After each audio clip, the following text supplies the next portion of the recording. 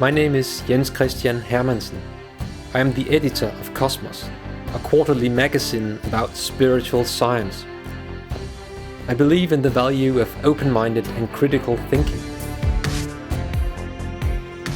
I'm in London to meet Dr. Rupert Sheldrake.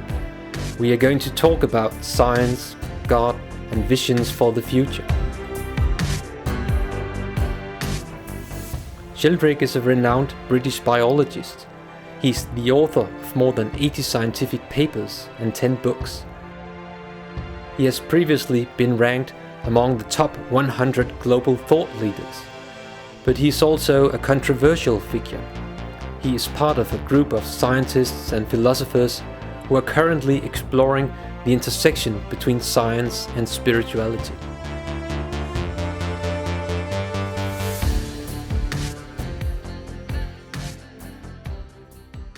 Rupert Sheldrake, I'm so pleased that you've given us some of your time today. In your recent book, you described that you were raised in a Methodist family. Later you went on to university, to Cambridge University, where you studied biology. At a certain stage, you became an atheist. I believe that you joined an atheist organization of some kind. Today, you are no longer an atheist. You've just published a new book, this one here, Science and Spiritual Practices. You've previously written on the different dogmas of science, and you've been called the most controversial scientist on earth. How would you describe your own journey? Well, I've had a journey, both a scientific and a spiritual journey. When I was at school and at university, the scientific journey was the predominant one, and that itself was not straightforward because I did biology because I loved animals and plants, and then I found that the main thing we do when studying them is kill them and look at dead animals and plants, and I from an early age wanted to find a better kind of biology, something more about life than about death, more about the holistic properties of organisms than about the reductionist aspects of them. So that was a major concern of mine, and that part led to the development of my hypothesis of morphic resonance of memory and nature, and doing research in areas of biology that are perhaps rather beyond the mainstream, trying to broaden out the whole subject. So that's one strand. The other is the spiritual strand, and I went through this atheist phase, and that really came into question when I was traveling in India and in Sri Lanka, which I did first in 1968. And I found cultures there with ways of understanding that were completely unfamiliar to me, yet which were very attractive and made sense. Then I discovered psychedelics, and that again had a literally mind-opening effect on me. Then I took up meditation and yoga. And then I had a chance of a job in India, so I went back to India. I lived there for 7 years, working in an agricultural institute. And my path there was mainly following Hindu philosophy, and I had a Sufi teacher as well.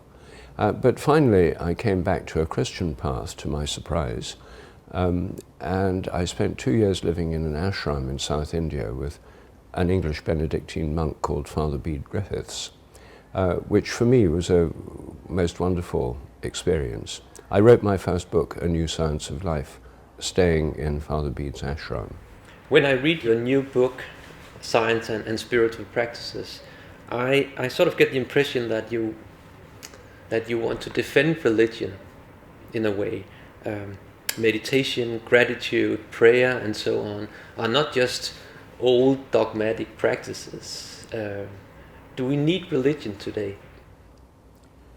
Well, some people find they don't need religion, and in Western Europe, a majority of people don't need it. In Britain, a survey in 2017 showed for the first time that most people, 51% of the population, said that they were not religious. They had no religion.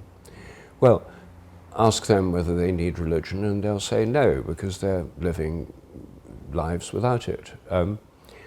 Now, the question is, would their lives be better if they did have spiritual practices? And to that, I think the answer is yes. There's now a lot of scientific research that shows that people who have regular religious or spiritual practices, on the whole, are healthier, happier, and live longer. They're less prone to depression, less prone to addiction. They have better social supports. They have more satisfying lives. So I think that basically what this research shows is that spiritual practices have great benefits. The converse is that not having spiritual practices has disadvantages. Personally, I think that militant atheism should come with a health warning, because if people give up all their traditional religious practices and don't adopt other spiritual practices in their place, I think their lives on the whole are going to be poorer, less satisfying, and just simply less happy.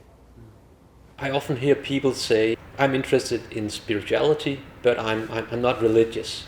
And what they mean by that is something like this. Well, they are interested in spiritual questions, but they don't feel that they belong to a particular religious tradition with its dogmas and so on.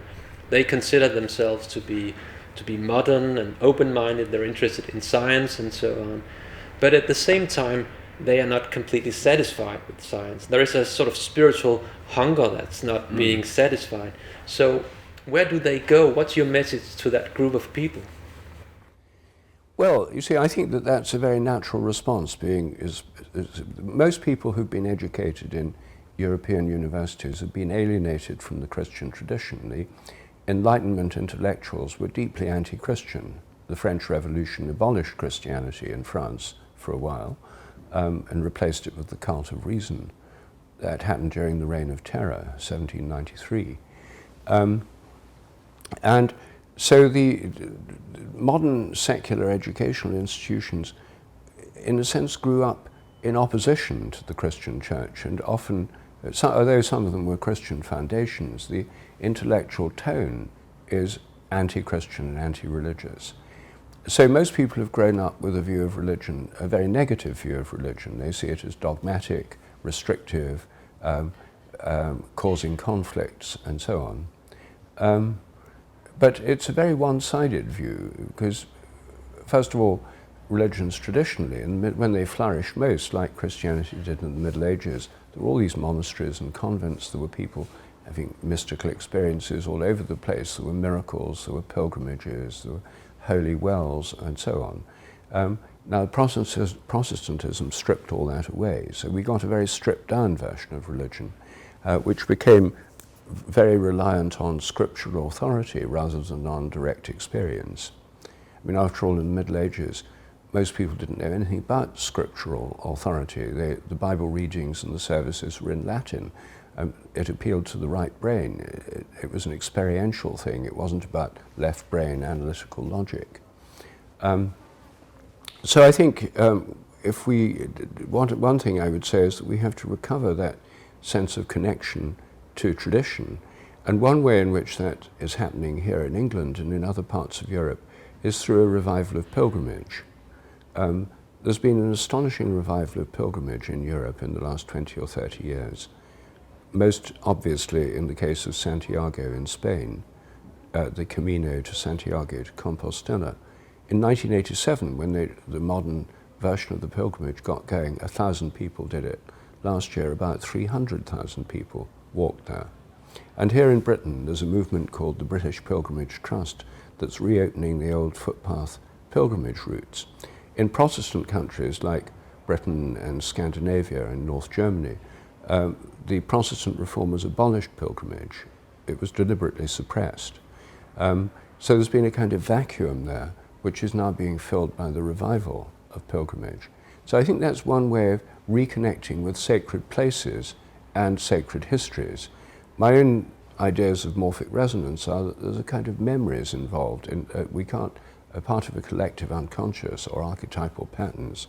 We can't just wish them away. They're there, and it's a healthier thing to connect with them and relate to them in a positive way than to try and pretend they don't exist. In my experience, although many people's view of religion is that it's dogmatic, as an actual practicing member of the Church of England, which is our national church, which is halfway between Catholic and Protestant, it's sort of intermediate. It's much less Protestant than Lutheranism, but it's not as Catholic as the Roman Church because we have married priests and we have women priests and women bishops. But the liturgy is almost the same as the Roman Catholic liturgy. When I go to church and talk to people who go there, I mean, most people who go to church now in Britain are not going like sheep who've been herded into through fear of hell. I mean, they know that it's a minority pursuit. I mean, in the modern world, it's seen as it's a kind of minority. Most people see it as a kind of harmless hobby, a bit like breeding gerbils or something. Something doesn't, as long as it doesn't affect anyone else, it's perfectly fine. So they know that it's eccentric to go to church. And there's a wide variety of views as to what various Christian doctrines mean, a real curiosity and exploration. Where I encountered dogmatism in the modern world is not in the context of religion. I don't meet fundamentalist Christians here in Britain. I'm sure they exist in America on a large scale, but not here. Where I encountered dogmatism is the minute I enter a scientific institute. Those are the most extreme forms of dogmatism, and intolerance, bigotry, refusal to discuss anything that doesn't fit into the worldview. And most scientists are actually more open-minded than dogmatic atheists would lead us to believe. But they don't dare talk about it to their colleagues usually, except late in the evening after a few glasses of wine or beer.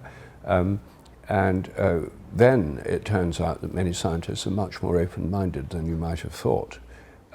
But they feel afraid to talk about that when they're at work, because there is this terrible dogmatism within institutional science, much worse, in my opinion, than within institutional religion in Europe today. In 1882, the German philosopher Friedrich Nietzsche said that God was dead and that we had killed him. How can we return to God after God is dead, after atheism, after materialism? It seems to me that the way forward is not going back to some form of pre-scientific religious worldview. What do you think is the way forward? Well, I think that the way forward doesn't obviously involve going back to a pre-scientific worldview. It involves forming a post-materialist worldview.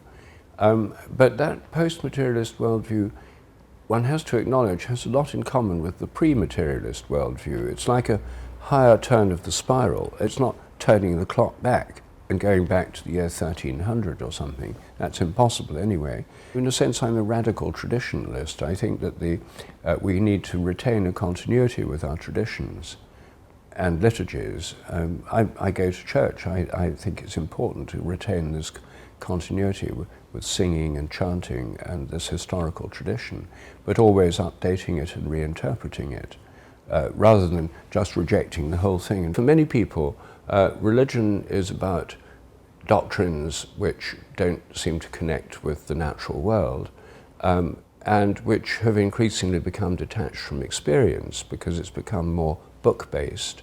And I think the true roots of all religions are through direct experience.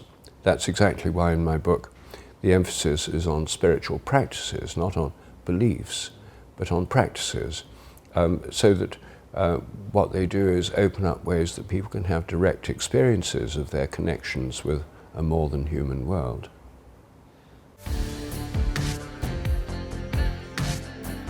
Thank you for watching. Please join us for our next episode about modern science.